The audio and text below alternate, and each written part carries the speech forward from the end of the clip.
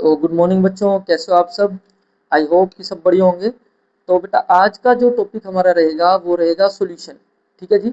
Last topic हमने किया था लास्ट वीडियो में मोल कंसेप्ट, और आज ये जो सॉल्यूशन टॉपिक है ये भी एक one of the most important topics में से है। ठीक है।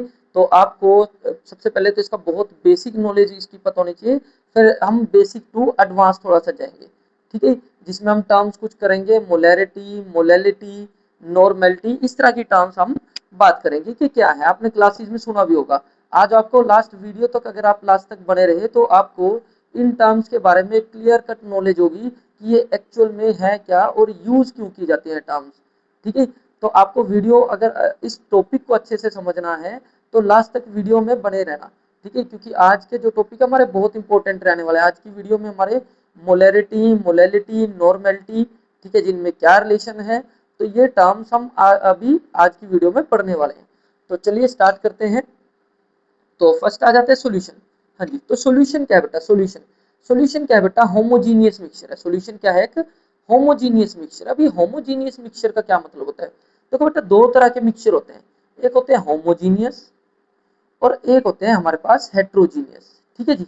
होमो और हेट्रो। पहले मैं एग्जांपल से ही बता देता हूँ, आपके एकदम से समझ आ जाएगा।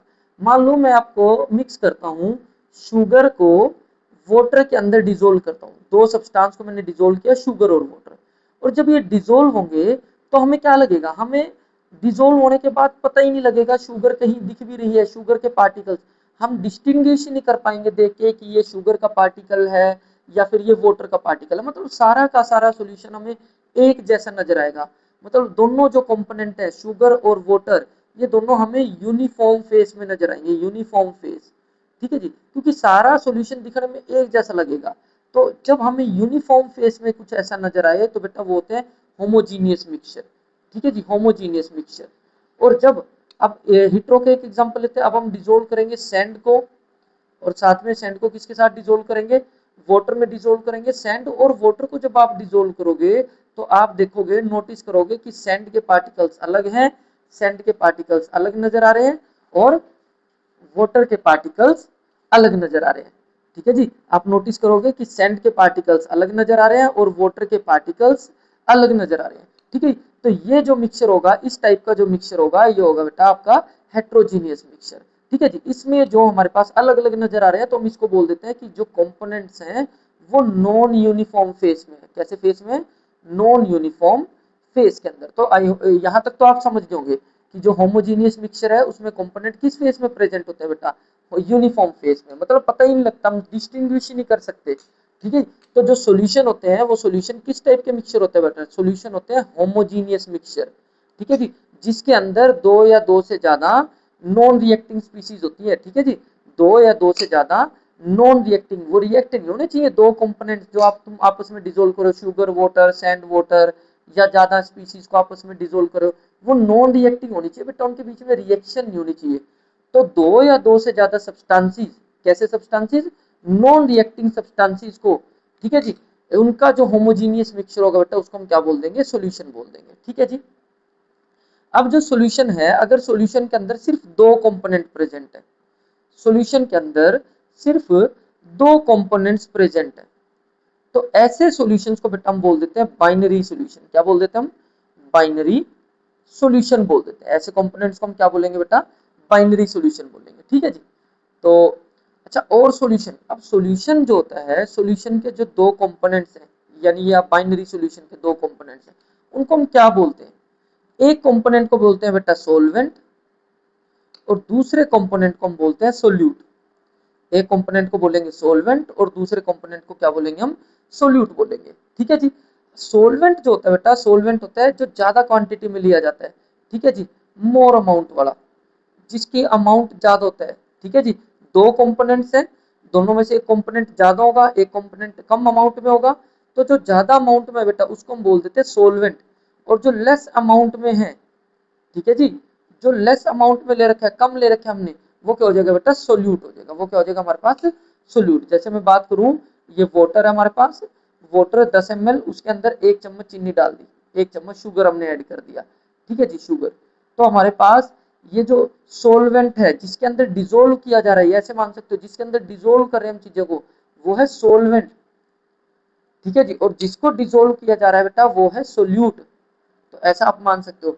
ठीक है जी, जिस चीज को डिसोल्व किया जा रहा है दैट इज सोल्यूट, और जिसके अंदर डिसोल्व किया जा रहा है दैट इज सोलवेंट। और दोनों मिलके, जब सोल्यूट और सोलवेंट आपस में मिलेंगे तो मिलके वो क्या बनाएंगे बेटा, वो बनाएंगे सोल्यूशन। ठीक है जी, वो बनाएंगे सोल्यूशन। अब जो सोल्यूशन है, ठीक है जी, एक टर्म सोल्यूशन से रिलेटेड होती है, एक टर्म है जो बड़ी इंपॉर्टेंट है, कंसंट्रेशन। कंसंट्रेशन, अब ये कंसंट्रेशन क्या होती है जी? कंसंट्रेशन बहुत से बच्चे पढ़ते हैं कि ये लेस कंसंट्रेटेड है, ये मोर कंसंट्रेटेड है, बट कंसंट्रेशन है क्या चीज? तो कंसंट्रेशन क्या होता है बेटा? कंसंट्रेशन होता है amount of solute, amount of solute in given solution. ठीक है जी, किसी सॉल्यूशन के अंदर कितना सोल्यूट प्रेजेंट है। ठीक है जी, किसी सॉल्यूशन के अंदर, किसी सॉल्यूशन के अंदर कितना सोल्यूट प्रेजेंट है, वो कंसंट्रेशन के बारे में बताता है। ठीक है जी, फॉर एग्जांपल, एक एग्जांपल लेते हैं, जैसे ये हमारे पास एक सोलवेंट है, सोलवेंट हमने वाटर ले रखा था, मान लो ये ले रखा था 100 ml वाटर, एक बीकर में और हमने 100 ml वाटर लिया, 100 ml वाटर लिया। ठीक है जी, ये सोलवेंट है। अब इसके अंदर हमने ऐड किया तो 2 ग्राम NaCl, और इसके अंदर हमने ऐड किया 8 ग्राम NaCl। ठीक है जी, तो जब हम देखेंगे ये सोलवेंट है बेटा, और ये क्या है हमारे पास NaCl, ये सोल्यूट है। ठीक है जी, सोलवेंट के अंदर सोल्यूट ऐड करें तो क्या बनेगा, सॉल्यूशन बनेगा। अब देखो इस सॉल्यूशन में कितना सोल्यूट प्रेजेंट है, 2 ग्राम, और इधर जो सॉल्यूशन बनेगा दोनों को मिक्स करने से उसमें कितना सोल्यूट प्रेजेंट है, 8 ग्राम, यानी कि 8 ग्राम। ठीक है जी, तो किसमें ज्यादा सोल्यूट है, इधर वाले सॉल्यूशन के अंदर, इस सॉल्यूशन के अंदर ज्यादा सोल्यूट प्रेजेंट है दैट इज 8 ग्राम, और इस वाले सॉल्यूशन के अंदर कम सोल्यूट प्रेजेंट है दैट इज 2 ग्राम। तो ये हमारे पास लेस कंसंट्रेटेड सॉल्यूशन है, less concentrated solution, less concentrated solution. ठीक है जी, और ये जो सॉल्यूशन है इस तरफ हमारे पास, ये कैसा सॉल्यूशन है, मोर कंसंट्रेटेड सॉल्यूशन, मोर कंसंट्रेटेड सॉल्यूशन। तो आपको ये बात तो समझ आई गई होगी कि मोर कंसंट्रेटेड या लेस कंसंट्रेटेड क्या है। जिसमें ज्यादा सोल्यूट होगा दैट इज मोर कंसंट्रेटेड, और जिस सॉल्यूशन में कम सोल्यूट प्रेजेंट होगा दैट इज लेस कंसंट्रेटेड। तो कंसंट्रेशन क्या है बेटा, किसी सॉल्यूशन के अंदर, किसी सॉल्यूशन के अंदर कितना सोल्यूट प्रेजेंट है, वो कंसंट्रेशन को रिप्रेजेंट करता है। ज्यादा सोल्यूट प्रेजेंट है तो मोर कंसंट्रेटेड, कम सोल्यूट प्रेजेंट है तो लेस कंसंट्रेटेड। और लेस कंसंट्रेटेड सॉल्यूशन को हम और क्या बोल सकते हैं बेटा, डाइल्यूट सॉल्यूशन भी बोल देते हैं। ठीक है जी, क्या बोल देते हैं हम इसको, डाइल्यूट सॉल्यूशन भी बोल देते हैं। क्लियर होगी बात। अब चलिए अगले टॉपिक पे चलते हैं। अब कंसंट्रेशन को एक्सप्रेस करने के लिए किन किन टर्म्स का यूज किया जाता है। ठीक है जी, terms which express concentration, express concentration. ठीक है जी, कंसंट्रेशन को एक्सप्रेस करने के लिए किन किन टर्म्स का हम यूज करते हैं। देखो किस किस टर्म्स में हम बात करते हैं, जैसे आप ना आराम से समझ आते हो कि अगर मैं लीटर की बात करूं, तो लीटर की बात करो मतलब वॉल्यूम, मिलीलीटर की बात हो रही है मतलब ये भी वॉल्यूम को एक्सप्रेस कर रहा है। ठीक है जी, और केजी की बात हो रही है तो आप समझोगे मास की बात हो रही है। ठीक है, अगर मैं ग्राम देखता हूँ तो आप समझोगे ये भी मास है। मीटर, मीटर में बात करता हूँ तो लेंथ, सेंटीमीटर ये भी लेंथ, किलोमीटर ये भी लेंथ। तो हर चीज के लिए ना एक अलग अलग यूनिट्स बने, जैसे मीटर, सेंटीमीटर, किलोमीटर, ये सब किसको रिप्रेजेंट करते हैं, लेंथ को। किलोग्राम, ग्राम, माइक्रोग्राम ये सब किसको रिप्रेजेंट करते हैं, मास को। लीटर, मिलीलीटर ये सब किसको रिप्रेजेंट करते हैं, वॉल्यूम को। तो ऐसे ही कंसंट्रेशन को भी तो किसी टर्म्स में एक्सप्रेस करेंगे ना, कंसंट्रेशन भी तो मेजर करी जाएगी ना किसी टर्म के अंदर। तो वही टर्म्स हमने पढ़नी है, जैसे वॉल्यूम के लिए लीटर, मिलीलीटर, और मास के लिए किलोग्राम, ग्राम, लेंथ के लिए मीटर, सेंटीमीटर। तो अब कंसंट्रेशन के लिए क्या टर्म्स बनी है बेटा, वो पढ़ेंगे हम। कंसंट्रेशन के लिए क्या टर्म्स बनी है, क्या क्या कंसंट्रेशन को एक्सप्रेस किया जाता है, कौन कौन कंसंट्रेशन को एक्सप्रेस करता है, वो पढ़ने हमने। ठीक है जी, तो उसकी बात करनी है। तो चलिए, तो जो फर्स्ट टर्म है, फर्स्ट टर्म है बेटा मास परसेंट। फर्स्ट टर्म क्या है, मास परसेंट। अभी मास परसेंट क्या होता है बेटा, सिंपल हम ध्यान रखेंगे, मास परसेंट क्या है, मास परसेंट है बेटा मास ऑफ सोल्यूट। ठीक है जी, mass of solute dissolve in mass of solute dissolve in mass of solution, ठीक है जी, और मल्टीप्लाई बाय 100। अगर हम सोल्यूट के मास को डिवाइड कर दे किससे, सॉल्यूशन के मास से डिवाइड कर दें और मल्टीप्लाई कर दें किससे, 100 से, तो वो क्या आ जाएगा बेटा हमारे पास मास परसेंट आ जाएगा। और मास परसेंट किसको रिप्रेजेंट करता है, मास परसेंट रिप्रेजेंट करता है किसको, कंसंट्रेशन को रिप्रेजेंट करता है। मास परसेंट किसको रिप्रेजेंट करता है बेटा, कंसंट्रेशन को। कैसे निकाला जाएगा मास परसेंट, सोल्यूट का मास डिवाइड बाय सॉल्यूशन का मास, ठीक है जी, बहुत सिंपल है, मतलब ऐसा कोई समस्या ही नहीं।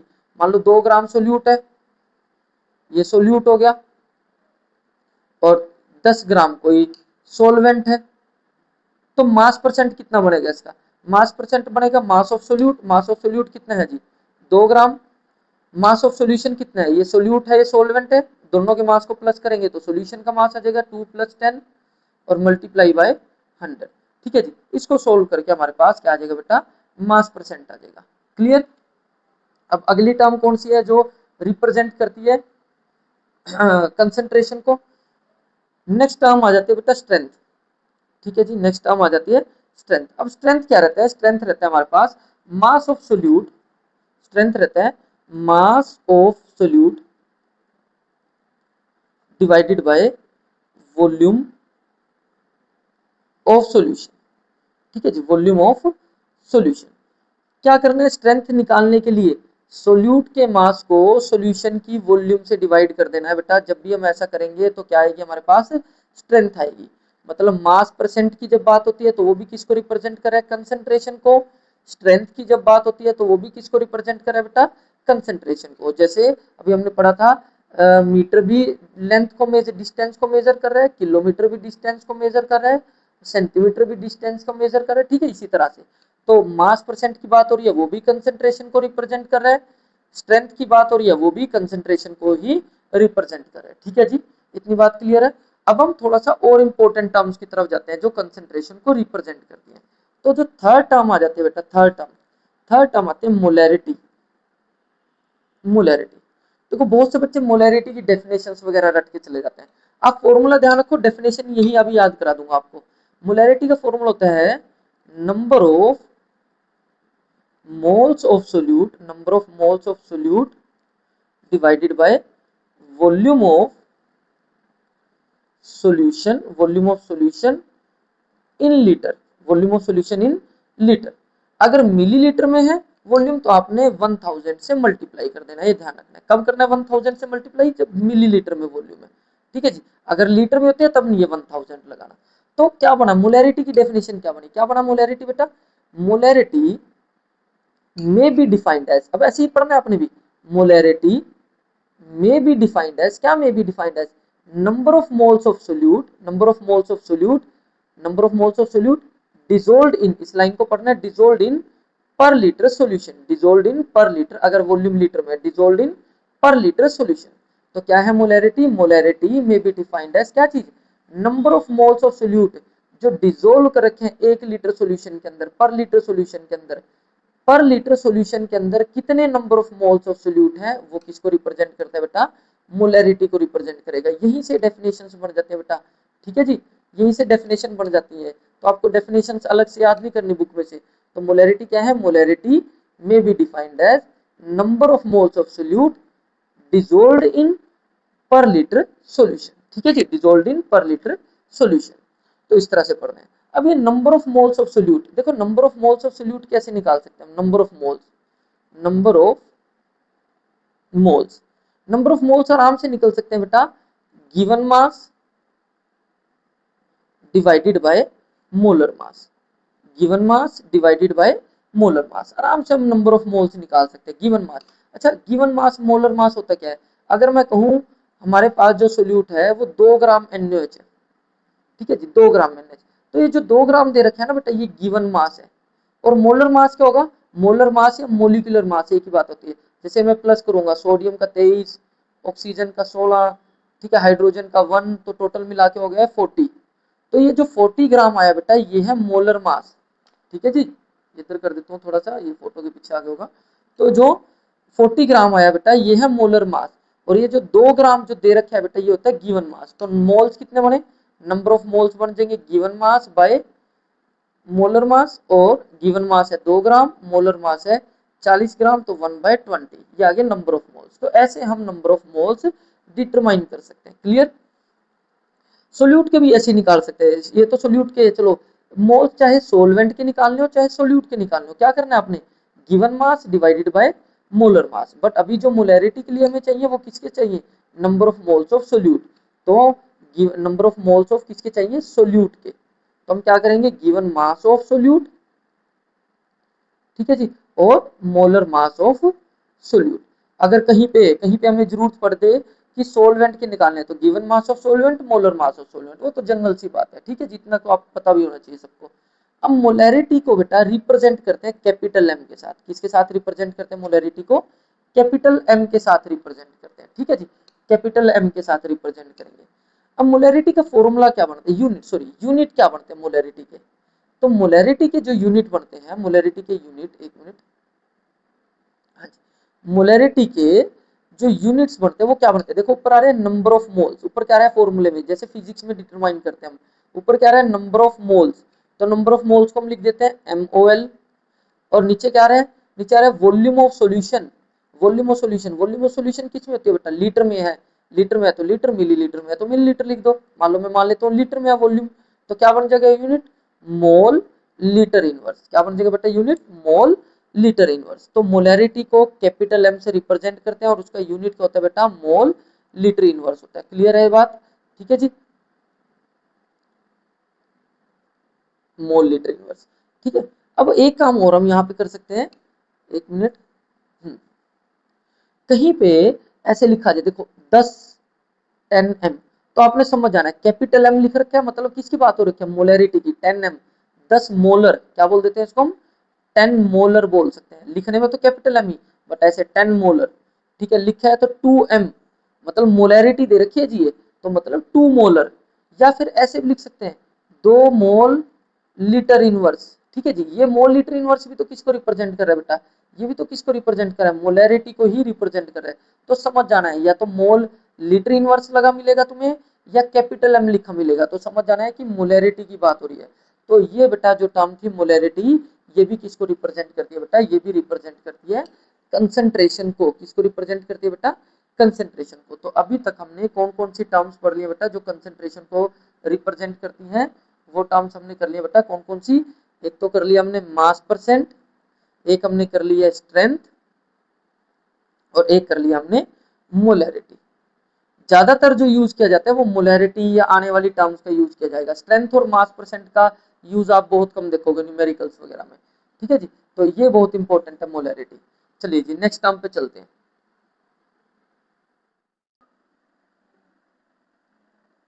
तो नेक्स्ट टॉपिक आ जाते हैं हमारे पास मोलैलिटी, ठीक है जी। नेक्स्ट टॉपिक क्या है हमारे पास, मोलैलिटी, मोलैलिटी, ठीक है जी। मोलैलिटी को बेटा हम स्मॉल m से रिप्रेजेंट करते हैं, जैसे मोलैरिटी को कैपिटल M से रिप्रेजेंट करते थे, इसी तरह मोलैलिटी को रिप्रेजेंट करेंगे स्मॉल m के साथ, ठीक है। तो मोलैलिटी क्या है, मोलैलिटी है number of moles of solute, number of moles of solute dissolve in per KG solvent. पर केजी सोलवेंट को कैसे लिखेंगे, dissolve in mass of, mass of solvent, mass of solvent in KG, ठीक है जी, इन KG. अगर solvent का मास ग्राम में ले रहे हैं तो यहाँ पे हम 1000 से मल्टीप्लाई कर देंगे, ठीक है, क्लियर है। तो अगर डेफिनेशन यहाँ से बनानी हो तो डेफिनेशन कोई रटेगा नहीं, सिंपल यहाँ से डेफिनेशन बन जाती है, क्या चीज, molality may be defined as the, cursor के साथ साथ चलते रहना, ठीक है जी। Molality may be defined as, क्या may be defined as, number of moles of solute, अब ये जो डिवाइड का साइन है, ठीक है जी, number of moles of solute dissolve in per KG solvent, ठीक है जी। अभी मैंने ग्राम में लिख रखा है, तो अगर ग्राम में लिखोगे तो 1000 ग्राम सोलवेंट, अगर केजी में है तो पर केजी सोलवेंट आ जाएगा, ठीक है जी। तो ये सिंपल सी डेफिनेशन बन जाती है।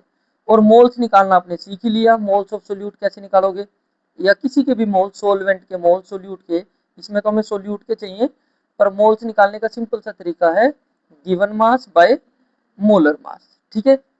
तो मोलैलिटी के अगर यूनिट्स की बात करें तो यूनिट्स क्या बनेंगे बेटा, ऊपर आ रहा है mole, number of moles of solute, तो मोल्स आ रहे हैं तो MOL, और नीचे क्या रहा है mass of solvent in KG या फिर ग्राम, तो केजी में है तो केजी लिख देना, तो यूनिट क्या बनेंगे मोल केजी इनवर्स। ठीक है, तो यहाँ से हमारे पास क्या बनता है, मान लो हमारे पास लिखो 10 स्मॉल एम ऐसे, तो इसको बोलेंगे 10 मोलल। 10 मोलल मतलब स्मॉल एम मोलैलिटी को रिप्रेजेंट कर रहा है। ठीक है जी, और 10 एम हो अगर कैपिटल एम हो तो उसका मतलब होगा 10 मोलर। कैपिटल एम रिप्रेजेंट करेगा मोलैरिटी को मतलब मोलर। ठीक है जी, स्मॉल एम है तो मोलल, मोलल मतलब मोलैलिटी। चलो जी, नेक्स्ट टर्म आ जाती है इसके बाद, जो एक और हमारे पास टर्म है जो रिप्रेजेंट करती है कंसंट्रेशन को। ठीक है जी, तो वो है नॉर्मेलिटी। नॉर्मेलिटी, नॉर्मेलिटी को रिप्रेजेंट करते हैं बेटा कैपिटल एन के साथ, और फॉर्मूला क्या रहेगा number of gram equivalent, number of gram. देखो फॉर्मूला आपने ध्यान रखना है, डेफिनेशन अपने आप बन जाते हैं, बहुत से बच्चे डेफिनेशन रटना शुरू कर देते हैं। तो नंबर ऑफ ग्राम इक्विवेलेंट, किसके number of gram equivalent of solute, number of gram equivalent of solute divided by volume of, volume of solution divided by volume of solution in litre. ठीक है जी, और अगर मिलीलीटर में है तो same पहले की तरह 1000 से मल्टीप्लाई कर देंगे। ठीक है, तो डेफिनेशन क्या बनेगी, डेफिनेशन सिंपल सी, कर्सर के साथ चलना, जैसे मैं बोलूंगा normality may be defined as number of gram equivalent of solute dissolved in, ये लाइन को पढ़ना है, dissolved in per liter solution, dissolved in per liter solution, और अगर मिलीलीटर में तो dissolved in 1000 मिलीलीटर solution। ठीक है जी, इस तरह से बोलना है आपने। तो डेफिनेशन इतनी मायने नहीं है, मेन है कि ये फॉर्मूला क्या बोलता है। ठीक है, तो नेक्स्ट आ जाता है हमारे पास, देखो मोलैरिटी आपने पढ़ी थी, मोलैरिटी, मोलैरिटी का फॉर्मूला क्या था, मोलैरिटी का दोनों कंपेयर करते हैं। मोलैरिटी का फॉर्मूला क्या था, number of moles of solute divided by volume of solution in litre, और मिलीलीटर में था तो 1000 से मल्टीप्लाई। अब दोनों में देखो कितना है, दोनों कंपेयर करो तो क्या डिफरेंस नजर आ रहा है आपको। ठीक है, दोनों में डिफरेंस नजर आ रहा है, देखो डिनोमिनेटर में वॉल्यूम ऑफ सॉल्यूशन है, वॉल्यूम ऑफ सॉल्यूशन दोनों में। यहाँ पे आ रहा है नंबर ऑफ ग्राम इक्विवेलेंट, क्या रहे हैं यहाँ पे नंबर ऑफ ग्राम इक्विवेलेंट, और मोलैरिटी के केस में क्या रहे हैं मोल्स ऑफ सोल्यूट, और नॉर्मेलिटी के केस में ग्राम इक्विवेलेंट ऑफ सोल्यूट। ठीक है जी, और मोल्स हमने यहाँ निकालने सीख भी लिए थे, मोल्स कैसे निकालते थे, गिवन मास बाय मोलर मास।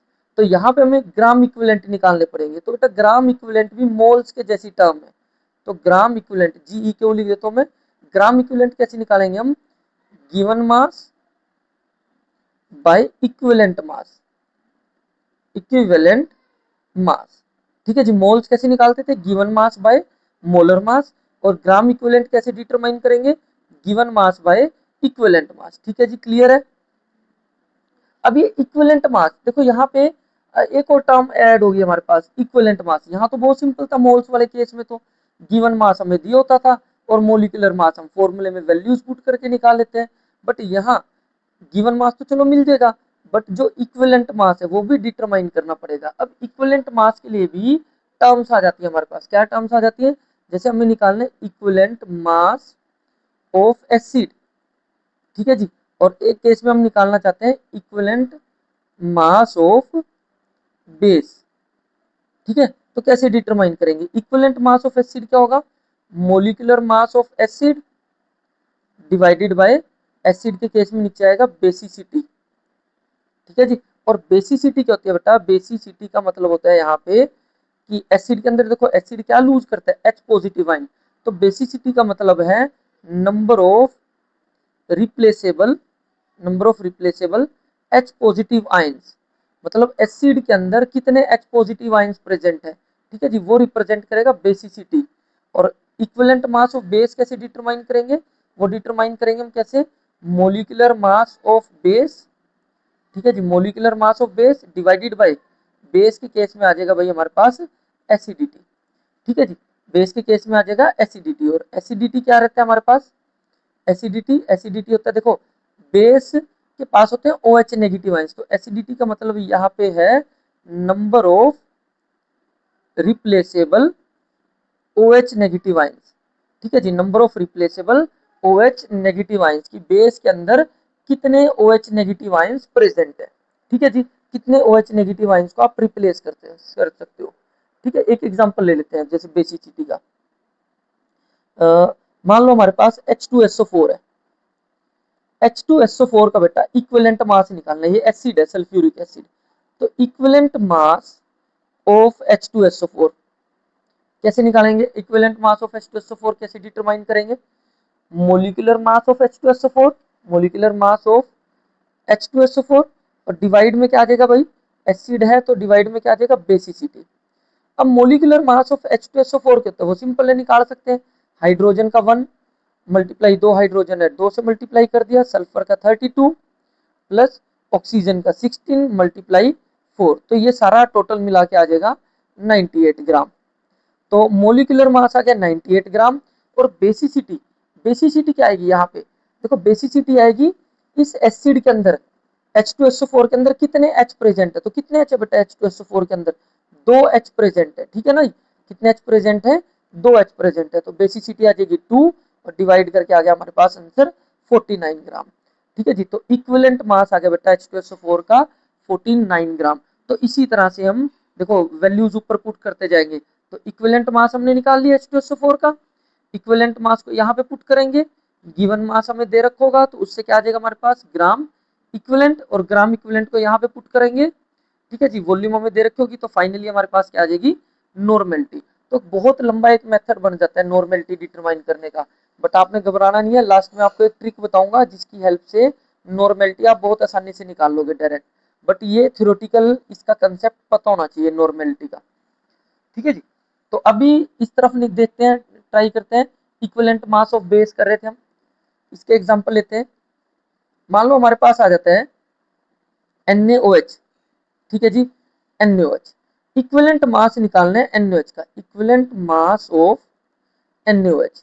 तो कैसे निकालोगे, मोलिकुलर मास ऑफ NaOH और डिवाइडेड बाय बेस के केस में क्या आएगा भाई, एसिडिटी, बेस के केस में एसिडिटी। अब मोलिकुलर मास कितना है NaOH का, निकाल लो, ये तो हम आराम से निकाल सकते हैं। इसका होगा 23, ऑक्सीजन का 16 प्लस हाइड्रोजन का 1, टोटल हो गया 40 ग्राम। तो मोलिकुलर मास हो गया 40। अब एसिडिटी, एसिडिटी क्या है बेटा, एसिडिटी है कितने OH नेगेटिव आयंस है, बेस के पास कितने OH नेगेटिव है। तो देखो यहाँ पे कितने OH नेगेटिव है, एक ही तो है यहाँ पे, तो 1 पुट कर दिया तो यहाँ क्या आ गया 40 ग्राम। तो इक्विवेलेंट मास कितना आ गया बेटा, यहाँ पे 40 ग्राम आ गया। तो इक्विवेलेंट मास आ गया हमारे पास। अब इक्विवेलेंट मास जैसे हम डिटरमाइन करेंगे, हम यहाँ पे इक्विवेलेंट मास पुट करेंगे, गिवन मास दे रखा होगा, क्या निकाल देगा ग्राम इक्विवेलेंट। फिर यहाँ पे ग्राम इक्विवेलेंट की वैल्यू पुट करके हम फाइनली क्या डिटरमाइन करेंगे, नॉर्मेलिटी डिटरमाइन करेंगे। ठीक है जी, इसको थोड़ा सा स्लो करके देख लेना। चलिए,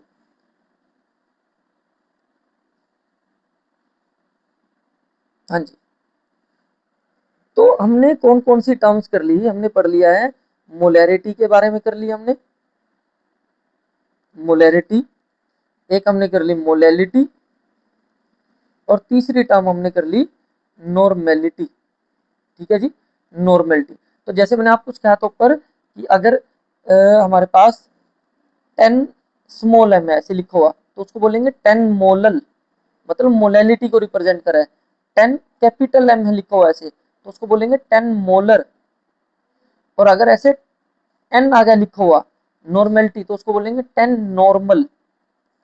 ठीक है जी, तो ये रिप्रेजेंटेशन का, ये बोलने का तरीका होता है। ठीक है जी, न्यूमेरिकल में भी कई बार दी जाती है ऐसे करके 0.1 नॉर्मल। ठीक है, तो मतलब नॉर्मेलिटी की बात कर रहे हैं वो।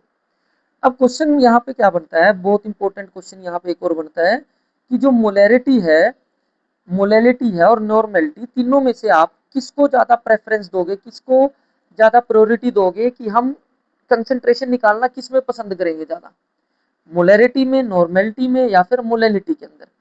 ठीक है जी, ये क्वेश्चन इंपॉर्टेंट क्वेश्चन है कि किसमें किसको ज्यादा प्रेफरेंस देंगे। सपोज करो कोई डिस्टेंस है, एक डिस्टेंस आ जाता है, मान लो अच्छा खासा दूरी है, कोई 2 विलेजेस का डिस्टेंस है या 2 सिटीज का डिस्टेंस है, तो उसको आप किस में मेजर करना पसंद करोगे, सेंटीमीटर में, मीटर में, या फिर किलोमीटर में। तो ऑब्वियस सी बात है भाई, बड़ा डिस्टेंस है उसमें आप प्रेफर करोगे किलोमीटर, थोड़ा छोटा डिस्टेंस है उसमें आप मीटर प्रेफर करोगे। और थोड़ा और छोटा डिस्टेंस है तो उसमें आप क्या प्रेफर करोगे, सेंटीमीटर। तो इस तरह से हमारी प्रायोरिटी चेंज होती रहती है सिचुएशन के अकॉर्डिंग।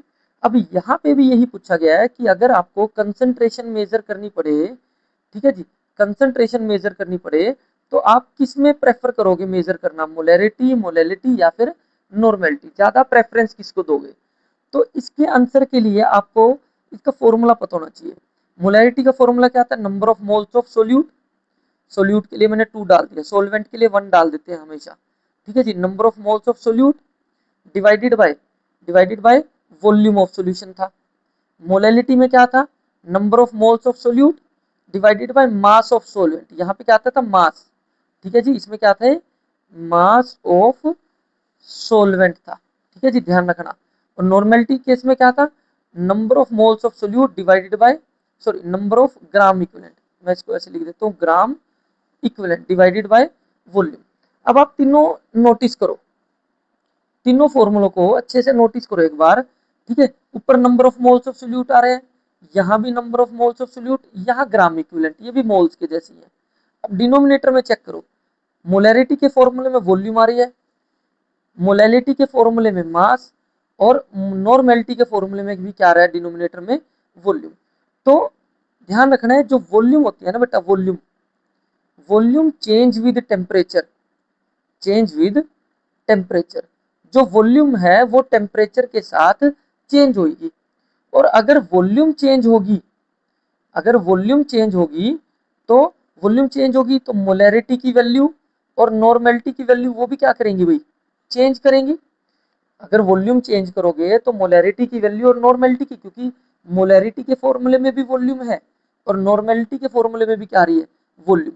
और जो वॉल्यूम है वो टेम्परेचर के साथ चेंज करती है, तो इनकी वैल्यू अगर चेंज करेगी तो ऑब्वियस सी बात है नॉर्मेलिटी और मोलैरिटी की वैल्यू भी क्या करेगी, चेंज करेगी। तो यहाँ पे हम कह सकते हैं कि जो मोलैरिटी या फिर और एंड नॉर्मेलिटी, ठीक है जी, मोलैरिटी मतलब कैपिटल एम, नॉर्मेलिटी मतलब स्मॉल एम, ये टेम्परेचर के साथ चेंज करेंगे, ठीक है, चेंज विद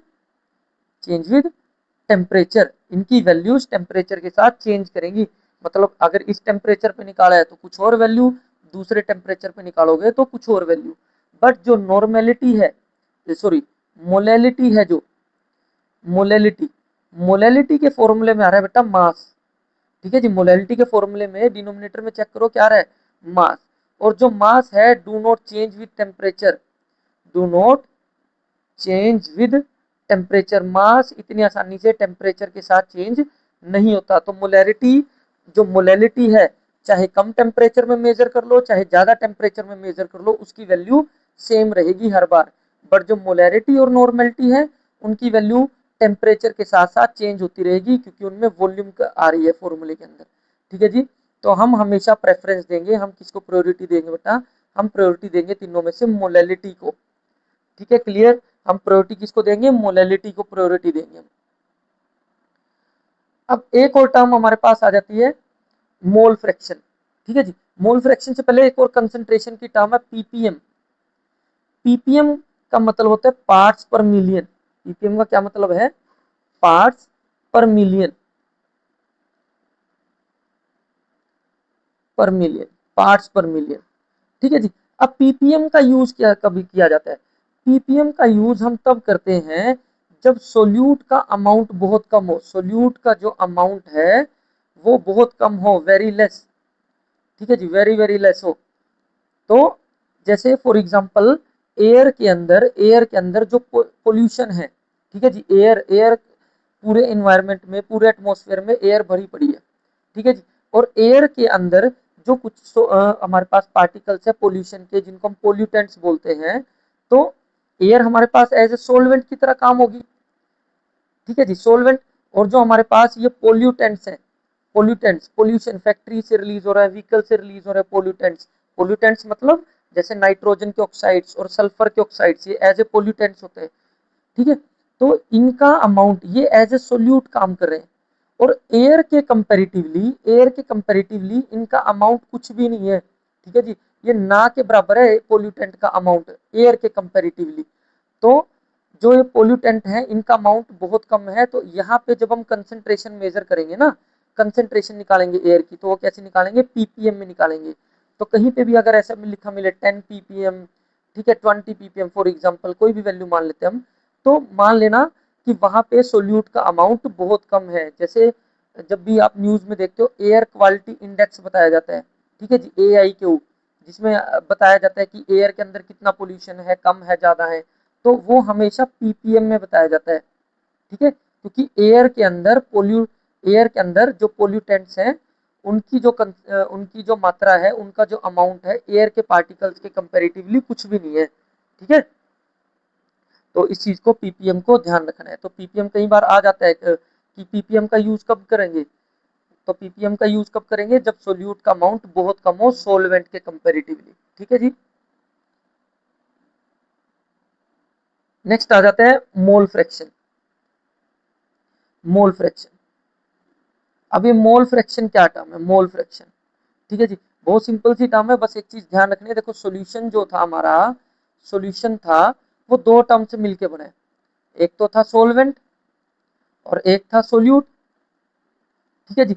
सोलवेंट को हमेशा 1 नंबर मान के चलना है और सोल्यूट को हमेशा 2 नंबर मान के चलना है, तो न्यूमेरिकल तुम्हारे बहुत इजी रहेंगे, सोलवेंट 1 सोल्यूट 2।